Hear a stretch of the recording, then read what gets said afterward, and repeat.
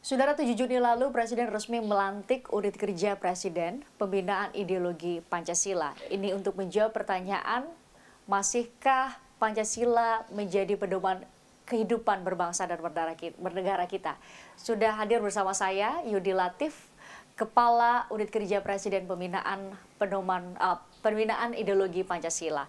Pak Yudi, Anda tentu dipilih oleh Presiden menjadi Kepala Unit Kerja Presiden ini perjalanannya panjang sekali. Kalau saya lihat ada 2 buku setidaknya di tangan saya, ada Negara Paripurna, Historisitas, Rasionalitas, dan Aktualitas. Kemudian ada Mata Air Keteladanan, Pancasila dalam Perbuatan. Bagi Anda dengan menulis sebanyak ini, tentu ini bukan perjalanan singkat seorang Yudi Latif. Ya, pertama saya tidak pernah terpikir ketika saya menulis ini, pada satu momen dalam hidup saya harus ditunjuk, diangkat menjadi Kepala Unit Kerja, pejabat negara di bidang pembinaan ideologi Pancasila.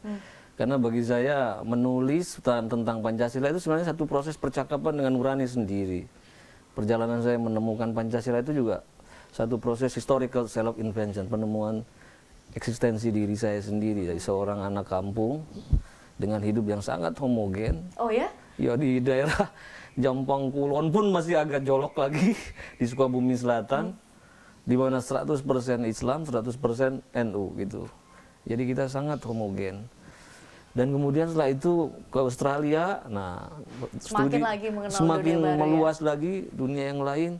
Dan itu sangat mengesankan juga ketika saya mendarat di Canberra. Itu kan penjemputnya supervisor saya namanya Virginia Hooker. Dan dengan standar keramah tamahan orang-orang yang menguasai studi-studi Indonesia, kita juga mulai bisa melihat cahaya kebaikan di luar batas-batas kita sendiri ya.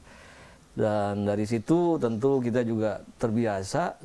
Di hari Natal saya diundang oleh teman-teman yang orang Australia untuk ikut makan atau apa, bercakap-cakap di dalam satu rumah penjamuan seperti itu.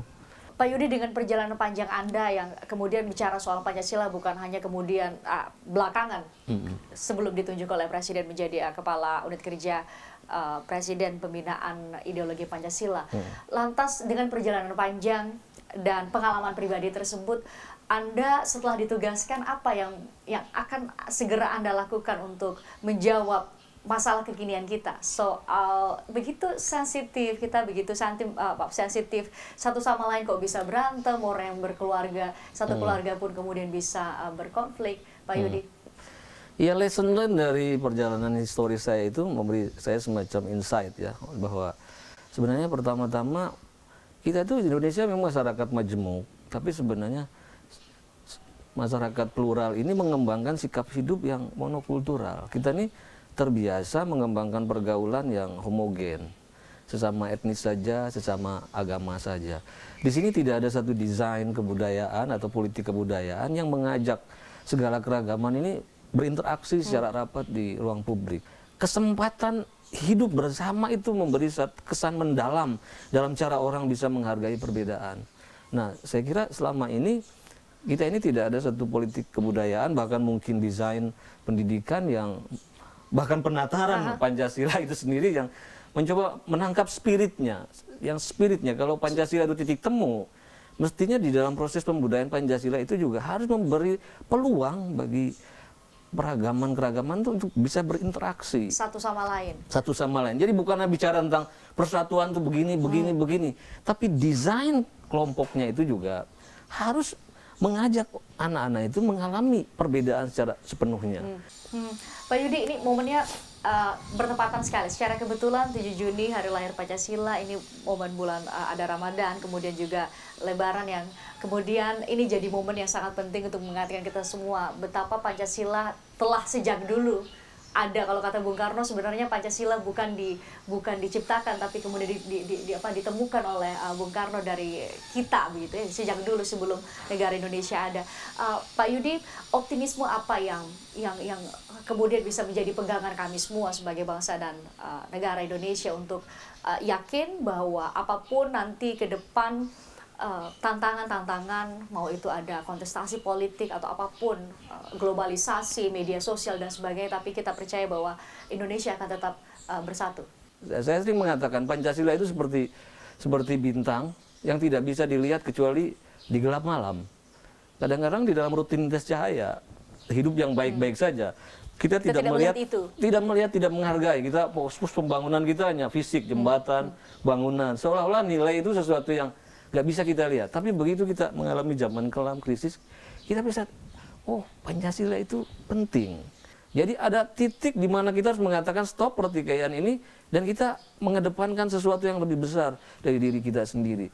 Ini sebenarnya makanya pertama-tama yang harus ditumbuhkan dalam sikap Pancasila itu sebenarnya memang para penyelenggara itu sendiri, mental para penyelenggara negara itu sendiri. Dan itu sudah disadari di dalam pembukaan Undang-Undang Dasar kita, itu dalam pokok pikiran keempatnya dikatakan begini, negara berdasarkan ketuhanan yang Maha Esa, menurut dasar kemanusiaan yang adil dan beradab, menghendaki adanya undang-undang yang mewajibkan para penyelenggara negara untuk menjunjung cita-cita kemanusiaan dan cita-cita moral rakyat yang luhur. Moral rakyat yang luhur itu moral Pancasila. Jadi pertama-tama yang harus menanamkan, menghayati Pancasila itu memang para elit politik ini. Gitu. Inisiatif pengembangan Pancasila jangan hanya monopoli negara. Negara itu cuma minta tolong tadi supaya gembala-gemana kualitas, adat, rohaniawan, budayawan ikut sama-sama menyemai nilai itu. Ibaratnya kalau semaian nilai di komunitas itu kuat, maka sebenarnya yang tumbuh menjadi penyelenggara negara tadi punya akar-akar Pancasila yang sangat kuat. Sebaliknya betapapun nih penyelenggara negara itu kita tatar, nggak ada sesuatu yang instan. Karena Pancasila itu harus dari tadi satu pergumulan perjalanan menemukan diri sendiri, percakapan dengan nurani sendiri. Oleh karena itu harus akarnya menghunjam dalam, artinya ada akar-akar tradisi budaya yang kuat yang bisa menopang itu, sehingga pohon Pancasila itu tumbuh dengan cabang-cabang yang kuat dan pohon rindang dan buah-buah yang sangat lezat gitu. Pak Yudi, selamat bekerja. Jadi Kepala Unit Kerja Presiden Pembinaan Ideologi Pancasila. Sama-sama tolong ingatkan kami semua soal keberagaman dan soal esensi kenapa ada Indonesia. Terima kasih Pak Yudi.